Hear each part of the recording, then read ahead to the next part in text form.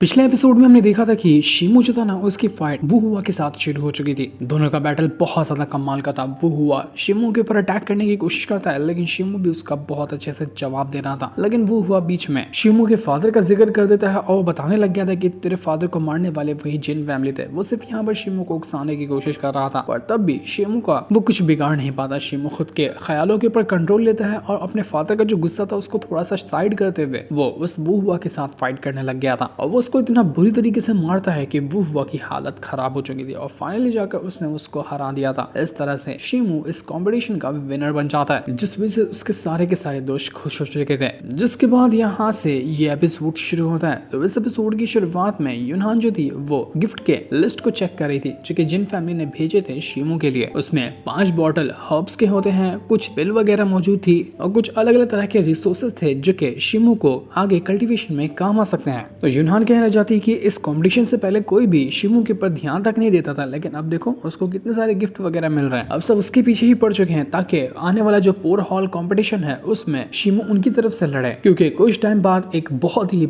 कमाल का कंपटीशन होने वाला है जो कि सबसे ज्यादा टॉप का कंपटीशन होगा। उसको कहा जाता है 4 हॉल कंपटीशन। तो अब शिमू का नेक्स्ट टारगेट होगा उस कंपटीशन के अंदर जाना, उसमें पार्टिसिपेट करना, उसमें जीत हासिल करना। तब जाकर हो सकता है कि वो उसको स्पिरिट पिल मिलेगी। तो जूनर यहाँ पर यूनहान से कहते हैं कि तुम इस बारे में सोचो ना कि लोग कम से कम यहाँ पर शिमू को गिफ्ट तो दे रहे हैं, इससे शिमू की जो रिकवरी थी ना वो कितनी फास्ट तरीके से हो पाई है। शिमू कितना घायल था लेकिन कितना जल्दी वो खुद को रिकवर कर पा रहा है। तभी वहाँ पर एक बंदा आता है जो कहने लग गया था कि ज़ेंग फैमिली का जो एम्परर है ना उसने कुछ खास तरह के गिफ्ट भेजे हैं जो कि सिर्फ शिमू के लिए होंगे। तो वो चाहते हैं कि ये गिफ्ट पर्सनली शिमू के हाथों में ही दी जाए। ऐसा शिमू कहाँ है, क्या आप उसके बारे में बता सकते हो? यूनहान ये देखकर परेशान हो जाते हैं कि यार एक के बाद एक करते हुए सुबह से न जाने कितने लोग आ चुके हैं गिफ्ट देने के लिए, उसका हिसाब भी नहीं है, मैं थक गई हूँ। तो जूनर कहती है कि तुम तो शिमू की छोटी बहन की तरह हो ना, तो बड़े भाई के लिए इतना तो कर ही सकती हो। देखो स्वागत करो, जो भी आता है शिमू के लिए सामान लेकर उसका। तो ये सुन गए यूनहान भी ना तैयार हो जाती है। इसके बाद हम शिमू को देखते हैं जो अपना कमरे के अंदर ना गर्म पानी से नहा रहा था। वो गर्म पानी के बाथ टब में बैठा होता है और वो यहाँ पर अपना कल्टीवेशन वगैरह भी करने की कोशिश कर रहा था। यहाँ पर वो वही बात सोच रहा होता है जो कि वो हुआ ने उससे कही थी कि तुम्हारे दोस्तों के परिवार को मारना, तुम्हारे फादर को मारना ना, सब कुछ कनेक्टेड था और ये सारा काम जिन फैमिली ने किया था।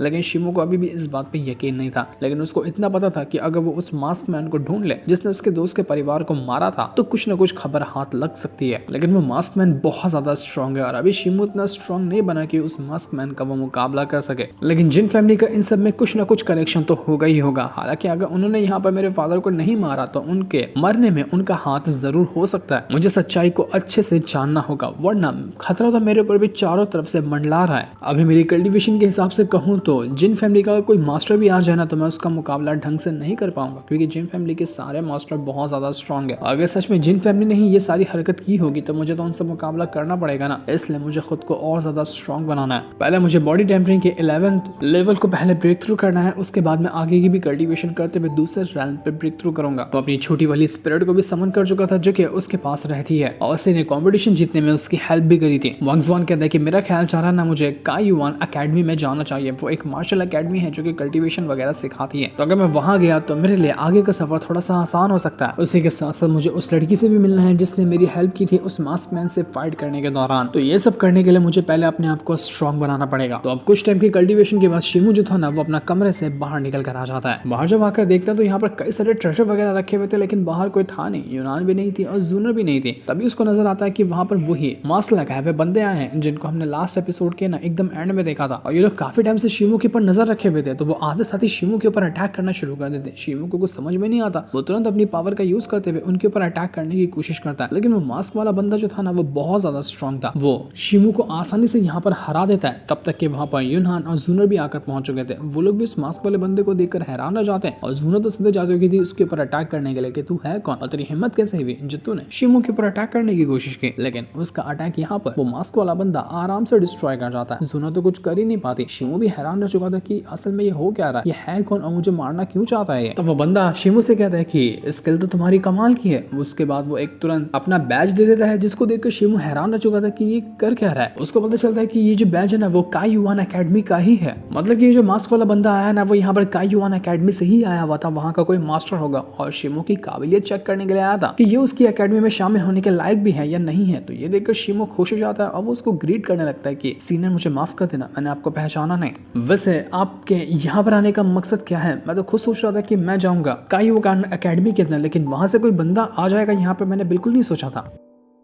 तो वो काइयुआन एकेडमी का जो मास्टर था वो कहता है कि मैं यहाँ पर ब्लड लाइन के लिए आया हूँ। शिमो हैरान कि ब्लड लाइन ये क्या होता है, ये कहाँ से मैं निकाल के दूंगा। तो युनहान और जूनो जो थे ना वो शिमो को यहाँ पर बताने लग जाते हैं कि देखो ऐसा कहा जाता है कि इस हमारे कॉन्टिनेंट के अंदर जितने भी बंदे कल्टीवेशन में जाते हैं ना उनके अंदर एक खास तरह की ब्लड लाइन होती है। वैसे तो नॉर्मल उन बंदों को नहीं पता चलता कि उनकी ब्लड लाइन कैसी है, लेकिन कहा जाता है कि सारे कल्टिवेटर की ब्लड लाइन ना अपर रेल्म के इमॉर्टल वगैरह जो है ना उनसे कनेक्टेड होती है। अपर रेल्म में जितने भी इमॉर्टल वगैरह रहते हैं वो सारी ब्लड लाइन के ऊपर कंट्रोल करते हैं और 28 साल तक के ना एक पूरा साइकिल चलता है। मतलब कि हर 28 साल बाद एक ऐसा दिन आता है जब जितने भी इमॉर्टल वगैरह है ना उनके ब्लड लाइन की पावर अगर किसी भी बंदे के अंदर होगी तो वो एक्टिवेट होती है। और आज का दिन यहाँ पर 28वें साल पूरा होने वाला था। तो इसी वजह से काइयुआन एकेडमी का जो वो मास्टर था ना वो आया हुआ था शिमो को चेक करने के लिए। वो शिमो को चेक करेगा, देखेगा कि उसके अंदर कौन सी ब्लड लाइन की पावर है। और यहाँ पर जितनी भी टॉप की एकेडमीज वगैरह होती है ना जैसे कि मार्शल सेक्ट वगैरह हो गए, वो लोग ना इसी ब्लड लाइन के हिसाब से अपने कल्टिवेटर वगैरह को सिलेक्ट करते हैं और किसको वो डिसाइबल बनाना चाहते हैं ये सिलेक्ट करते हैं। अगर शिमो की ब्लड लाइन की पावर कमाल की हुई, काइयुआन एकेडमी वाले मास्टर को पसंद आई ना, तभी जाकर वो उसको अपने एकेडमी के अंदर एडमिशन करवाएगा। तो वही वो ब्लड लाइन चेक करने के लिए यहाँ पर वो शिमो की आया हुआ था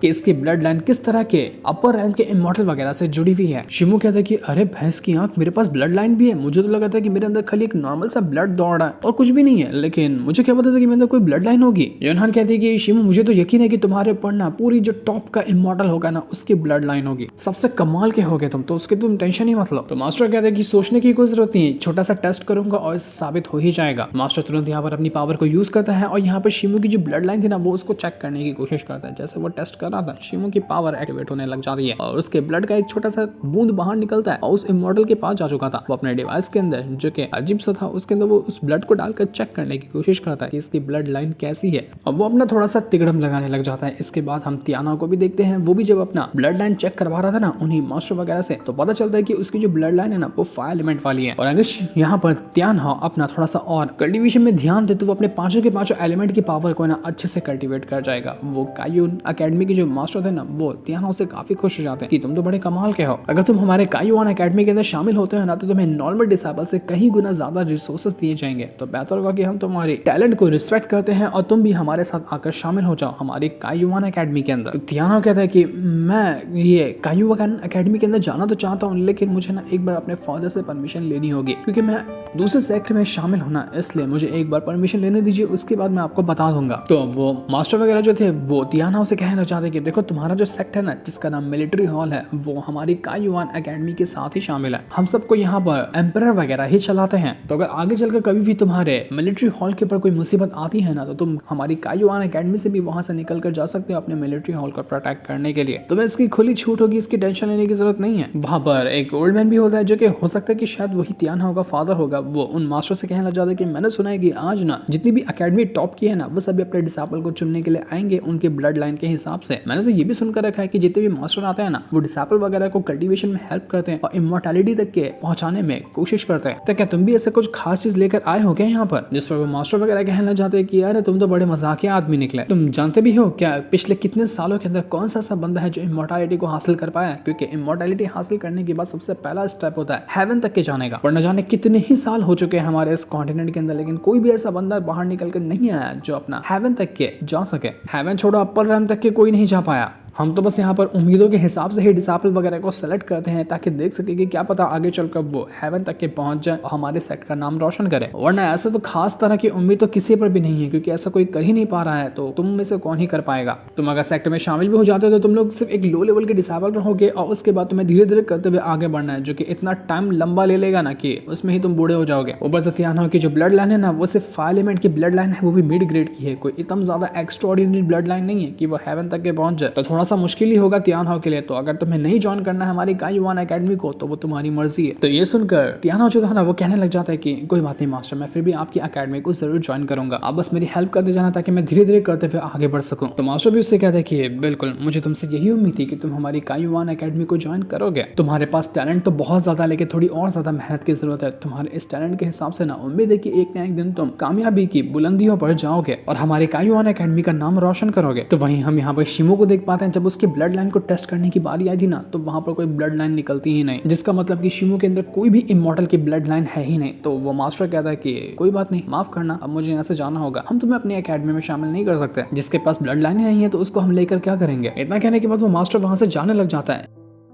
यहाँ पर शिमो से कहता है कि एक बार फिर से चेक करिए ना, मेरे पास कुछ ना कुछ तो ब्लड लाइन होगी, मैं इतना भी तो कमजोर नहीं हूँ कि मेरे पास कोई ब्लड लाइन ना हो। मुझे आपकी काइयुआन एकेडमी के अंदर ज्वाइन करना है, प्लीज मुझे ढंग से बता दीजिए कि आपने कुछ भी मेरे अंदर पावर को टेस्ट नहीं किया, क्या मेरी ब्लड लाइन एकदम ही ज्यादा नॉर्मल है, कुछ भी नहीं है क्या मेरे पास। तब वहां पर वो मास्टर कहता है कि हाँ, तुम्हारे अंदर ब्लड लाइन तो है, लेकिन तुम्हारी एक अंदर ना एक खास तरह की स्पिरिट मौजूद है जो कि किसी मंकी जैसी स्पिरिट लग रही है और उसी ने तुम्हारी ब्लड लाइन की ना धज्जियां उड़ा कर रखी हुई है, जिसकी मदद से तुम्हारी ब्लड लाइन को टेस्ट ही नहीं किया जा सकता, वो बिल्कुल बेकार लग रही है। जब तक वो स्पिरिट तुम्हारे साथ रहेगी तुम्हारी ब्लड लाइन का आगे बढ़ पाना नामुमकिन है। बस तुम यहाँ पर ना अपनी मौत का इंतजार कर रहे हो, कब वो स्पिरिट तुम्हारी जान ले ले इसकी कोई गारंटी नहीं है। इसलिए तुम्हारे जैसे डिसाइपल को हम यहाँ पर नहीं रख सकते। तुम बस उम्मीद ही कर सकते हो कि वो जो स्पिरिट है ना तुम्हारी फ्यूचर में चलकर जान ही ना ले। दूसरी तरफ हमें जिन फैमिली का सीन दिखाया जाता है, जहाँ पर जिन फैमिली का जो हेड था ना वो जिनतियान के फादर के साथ बैठा हुआ था। जिनतियान का फादर उससे कहता है कि यहाँ पर हमारे एंसेस्टर है ना उस शिमो के ऊपर उम्मीद लगाई थी कि शिमो यहाँ पर आगे चलकर बहुत ज्यादा स्ट्रॉन्ग बनेगा, यहाँ तक कि स्पिरिट पिल देने का भी उससे वादा किया था। लेकिन हमें क्या पता था कि वो तो बिल्कुल अपने फादर की तरह एक लूजर निकलेगा, उसके पास तो कोई ब्लड लाइन नहीं है और कोई गारंटी नहीं है कि वो कितने टाइम तक जिंदा रहेगा, उसके तो मरने के भी दिन करीब आ रहे हैं। मेरे ख्याल में मुझे लगता है ना कि जो उम्मीदें हमने यहाँ पर शिमो से लगा कर रखी थी उसको साइड करके अब मेरे बेटे से वो उम्मीदें लगा लेनी चाहिए। ये तो अपने बेटे को बीच में घुसेड़ने की कोशिश कर रहा था। तो हेड कहता कि देखो ये बात ना किसी तक पहुंचनी नहीं चाहिए कि शिमो के पास कोई ब्लड लाइन नहीं है, वो कमजोर है, खास करके एंसेस्टर को तो कोई नहीं बताएगा, मैं खुद पर्सनली जाकर उनको समझाने की कोशिश करूंगा, देखते हैं कि आगे क्या होता है। दूसरी तरफ शिमो के जो मास्टर थे ना वो भी यहाँ पर ये देखकर बहुत ज्यादा परेशान थे। उनको भी खबर मिल गई थी कि शिमो के पास कोई ब्लड लाइन नहीं है और उसकी ब्लड लाइन जो है ना वो किसी स्पिरिट की वजह से डिस्ट्रॉय हो चुकी है। तो उनको समझ नहीं आता कि अब बेचारे शिमो का क्या फ्यूचर होगा, वो कैसे आगे बढ़ पाएगा। लोग तो यहाँ पर शिमो के लिए अफसोस भी दिखा रहे थे और उसकी बुराई भी कर रहा था। अफसोस ये दिखा रहे थे कि बेचारा बचपन से ही मुसीबतों से मारा हुआ है और अब उसकी ही स्पिरिट यहाँ पर उसकी जान लेने पर उतरी हुई है। उसका बाप भी बिना मतलब के मारा गया था, अब लगता है कि उसका बेटा भी उसी तरह से अपने आप ही मारा जाएगा। इनका परिवार तो बिल्कुल मुसीबत का मारा हुआ है। तो वही शिमो जो था ना वो अपने कमरे में बैठा हुआ था, बिजलियां कड़क रही थी, रात का टाइम था और उसको बहुत ज्यादा गुस्सा आ रहा था। उसको वही बात घूम रही थी कि उस मंकी जैसे स्पिरिट ने ना मेरी ब्लड लाइन को डिस्ट्रॉय करके रखा हुआ है, अब वो मुझे कल्टीवेशन में कभी भी आगे बढ़ने नहीं देगा। शिमो को समझ नहीं आ रहा था कि वो करे तो करे क्या। बचपन में ही वो स्पिरिट उसके अंदर घुस गई थी जिसने उसकी जिंदगी मतलब की बर्बाद करके रख दी। मास्टर ने उसको ये तक कहा था कि जिसके पास भी इस तरह की स्पिरिट होती है ना वो जिंदगी में कभी भी अपनी ब्लड लाइन को ठीक कर ही नहीं पाता, ना ही कभी अपनी ब्लड लाइन को अवेक कर पाता है। अब शिमो का भी वही हाल होगा, उसकी कभी ब्लड लाइन अवेक नहीं हो पाएगी, वो बर्बाद हो चुकी है। शिमो कहता है कि नहीं, ऐसा नहीं हो सकता, मैं अपनी जिंदगी को ऐसे बर्बाद होते हुए नहीं देख सकता, मुझे स्ट्रॉन्ग बनना है, इमॉर्टैलिटी हासिल करनी है, मैं किसी ऐरे गहरे स्पिरिट की वजह से अपना ये सफर नहीं खत्म कर सकता।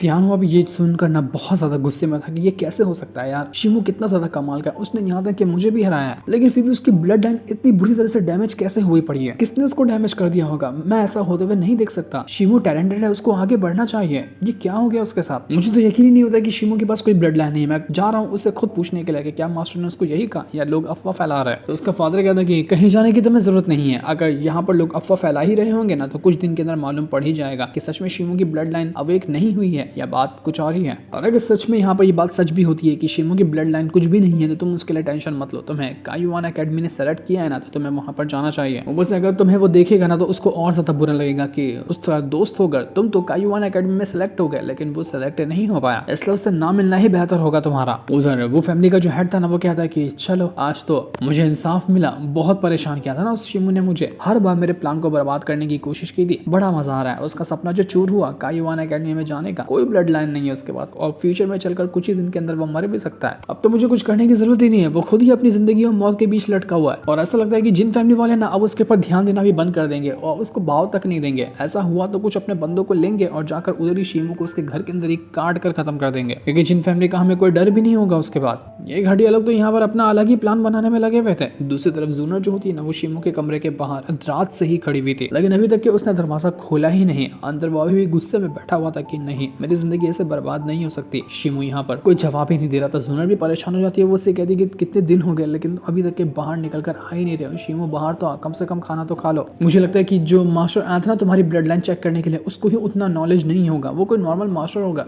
जो तुम्हारी ब्लड लाइन इतनी एक्स्ट्रा ऑर्डिनरी है ना कि उसको पहचान ही नहीं पाया। किसी और से भी एक बार टेस्ट करवा लेते हैं ना शिमो, तुम टेंशन क्यों लेते हो? और अगर बाई चांस तुम्हारी ब्लड लाइन के अंदर कुछ गड़बड़ी भी हुई तो ये कॉन्टिनेंट कितना बड़ा है, यहाँ पर कोई ना कोई तो ऐसा बंदा होगा जो तुम्हारी ब्लड लाइन को ठीक कर सकता है। उसके बाद तुम फिर से स्ट्रॉन्ग बनने लग जाओगे, तो तुम टेंशन मत लो, टेंशन लेकर कुछ नहीं मिलेगा। पर तब भी शिमो उसका कोई जवाब नहीं देता। तो जूनर ये सुनने के बाद उदास होकर वहां से जाने लग जाती है कि शिमो उसकी कोई बात नहीं सुनता। वो जाते जाते भी कुछ कदम रुकती है, वहां पर खाना तक क्या लगा देती है इस उम्मीद में कि क्या पता शिमो एक बार उसको आवाज लगाकर रोक ले, लेकिन तब भी शिमो ने कोई आवाज नहीं निकाली थी। उसको डर लगने लग जाता है कि कहीं शिमो ने कोई गलत कदम तो नहीं उठा लिया ना, उसने कुछ कर तो नहीं लिया होगा, तभी तो कमरे से कोई आवाज नहीं आ रही है। वो सोचती कि मैं डायरेक्ट ना जबरदस्ती कमरे के अंदर चली जाऊं, लेकिन जाना ठीक हो गया क्या? मैं उसकी प्राइवेसी को दखल अंदाज कर दूंगी, लेकिन चारा भी तो कोई नहीं लग रहा। वो यहाँ पर एक बार फिर से चिल्लाते हुए कहती है कि शिमो अगर तुम अंदर हो तो कम से कम एक आवाज तो निकालो, कोई तुम्हारी आवाज तक नहीं सुन पाया पिछले कितने दिनों से। ऐसा मत करो, ऐसा क्यों कर रहे हो? हमें कितनी ज्यादा टेंशन हो रही है तुम्हारी, कम से कम बाहर तो निकल कर आओ। इस तरह से कमरे के अंदर दबे रहोगे, अपने आप को तकलीफ पहुंचाते रहोगे तो क्या तुम कुछ उखाड़ पाओगे? कुछ नहीं कर पाओगे, बल्कि और ज्यादा मौत के करीब चले जाओगे। ऐसा क्यों कर रहे हो? हिम्मत बांधो ना, हिम्मत बांध के बाहर निकल कर आओ, हम कोई ना कोई इसका इलाज जरूर ढूंढ लेंगे। और तब यहाँ पर शिमो को कुछ ना सुनने की वजह से वो सीधा कमरे के अंदर जाने लग जाती है। पर जैसे वो अंदर जा रही थी, पीछे से शिमो आकर पहुंच जाता है, क्योंकि वो कमरे के अंदर था ही नहीं, वो बाहर गया हुआ था। बाहर से वो एक जानवर को मार कर लाया हुआ था। जूनर उसको देखकर खुश हो जाती है कि वाह शिमो, तुम तो बड़े कॉन्फिडेंट लग रहे हो और तुम उदास भी नहीं लग रहे, तुम बाहर भी गए थे, ये कितनी अच्छी बात है। तो शिमो कहता है कि मुझे माफ कर देना, मैंने तुम्हें टेंशन में डाल दिया, मैंने ऐसा नहीं सोचा था कि ऐसा कुछ हो जाएगा। जूनर कहती है कि नहीं ऐसी कोई बात नहीं है, मैं तो बस थोड़ा सा घबरा गई थी, मुझे लगा कहीं तुम्हें कुछ हो ना गया। तुम सच में ठीक हो ना? तुम कितने ज्यादा खुश लग रहे हो, तुम्हें देखकर कितना अच्छा लग रहा है। शिमो कहता है कि हाँ जानता हूँ, मैंने खुद में हिम्मत बांधी है, मुझे पता है कि ऐसा अफसोस दिखाकर कुछ भी नहीं होगा, कुछ ना कुछ तरीका ढूंढना पड़ेगा, तभी जाकर कुछ किया जा सकता है। वो यहाँ पर जूनर के खाने की ना खूब तारीफ करता है कि तुम बहुत टेस्टी खाना बनाती हो, उम्मीद करता है कि तुम्हें फ्यूचर में ना जितनी तुम्हारी अच्छाई है ना वैसे ये अच्छाई जरूर मिले। तब तक यूनहान भी वहां पर आकर पहुंच जाती है और शिमो को देखकर कहती है कि चलो शिमो, कम से कम तो अपना कमरे के अंदर से बाहर निकल कर तो आए, वरना मुझे लगा था कि तुम लड़कियों की जैसा अंदर कोने में डूब कर रह गए। तब तक वहां पर शिमो की जो माँ थी ना वो भी आकर पहुंच जाती है और यहाँ पर आने के बाद वो शिमो से कहना चाहते हैं कि देखो जो यहाँ पर हुआ है ना उस सारी चीजों को मैंने सुना तो है और मुझे नहीं लगता कि यहाँ पर कुछ ज्यादा कुछ कहने की जरूरत है। शिमो कहते हैं कि हाँ जो आपने सुना ना वो बिल्कुल सच था, जानता हूँ कि मेरी ब्लड लाइन ना पूरी तरह से बर्बाद है, लेकिन तभी मैंने अपने बॉडी टेम्परिंग के 11th लेवल तक के तो पहुंचा हूँ ना, जो कि बिना ब्लड लाइन की पावर के कर पाना बिल्कुल इम्पॉसिबल काम है, लेकिन मैंने ये करके दिखाया, तो मैं सारे इम्पॉसिबल काम को करके दिखा सकता हूँ, मुझे टेंशन लेने की जरूरत नहीं है। तब शिमो की जो माँ थी ना वो अपने पास से कुछ खास तरह की पिल्स को बाहर निकालती है जिसका नाम था यूलिंग पिल, और ये बहुत ही ज्यादा कमाल की पिल होती है। जूनर कहती है कि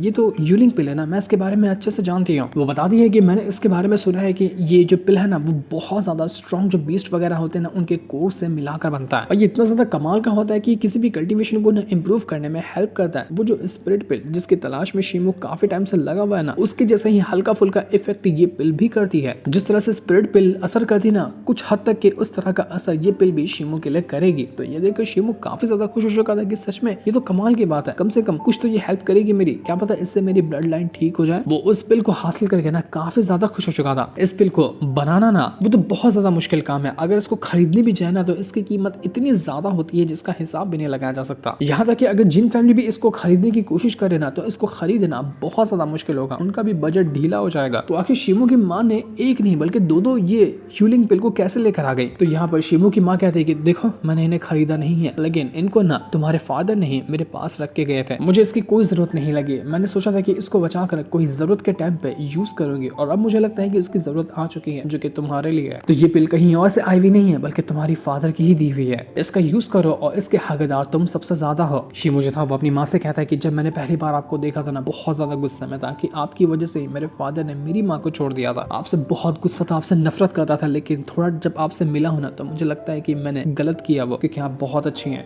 आप मेरा एक बेटे की तरह ख्याल रखती हैं और मुझे कितना ज्यादा प्यार करती हैं। बचपन से आज तक कि मैं आपसे नफरत करता हुआ आता था, लेकिन आज मुझे मेरी गलती का एहसास हो रहा है, लेकिन मैं इस चीज को भी नजरअंदाज नहीं करूंगा कि मेरे फादर के मरने में ना जिन फैमिली का कहीं ना कहीं तो हाथ है। तो शिमो की माँ कहती है कि तुम बिल्कुल सही कह रहे हो, मुझे खुद लगता है कि जिन फैमिली का कोई ना कोई हाथ था तुम्हारे फादर के मरने में। तुम्हारे फादर है ना मरने से पहले सिर्फ एक एक ही रिक्वेस्ट की थी मुझसे कि मैं तुम्हें प्रोटेक्ट करूं, तुम्हें हर आने वाले खतरों से बचाऊं, क्योंकि उनको पता था कि जब उनके साथ कुछ होने वाला है ना तो वो चीज तुम्हारे ऊपर भी आ सकती है, इसलिए उन्होंने मरने से पहले मुझे तुम्हें प्रोटेक्ट करने की जिम्मेदारी दी थी। तो ये देखकर शिमू काफी ज्यादा हैरान और खुश भी होता है कि आप यहाँ पर मुझे प्रोटेक्ट करने के लिए, आप सारी सच्चाई बताने के लिए यहाँ तक आई हैं। जब आपने सब कुछ मुझे बता ही दिया है तो मुझे बस इतना बता दीजिए कि आखिर जिन फैमिली को और मेरे फादर का क्या लेना देना था, क्या दुश्मनी थी दोनों के बीच में। मुझे वो नहीं जानना है कि क्या सच में जिन फैमिली ने मेरे फादर को मारा है या नहीं मारा, मुझे बस इतना जानना है कि कोई दुश्मनी चल रही थी क्या दोनों के बीच। तो शिमू की माँ कहती है कि देखो मैं भी ना जिन फैमिली से ही आती हूँ और मेरे पर कुछ बंधन बंधे हुए कि मैं सब कुछ नहीं बता सकती, पर अगर मैंने तुम्हें बता भी दी ना तो इससे सिर्फ और सिर्फ तुम्हें तकलीफ होगी, उससे ज्यादा तुम्हें कुछ भी नहीं मिलेगा। मैं यहाँ पर तुम्हें बता तो नहीं सकती, लेकिन हाँ इतना वादा जरूर कर सकती हूँ कि जब तक मैं जिंदा हूँ ना तुम्हें और यूनान के ऊपर कोई भी खतरा आने नहीं दूंगी, कोई भी आंच आने नहीं दूंगी, तुम दोनों को कुछ भी नहीं होगा।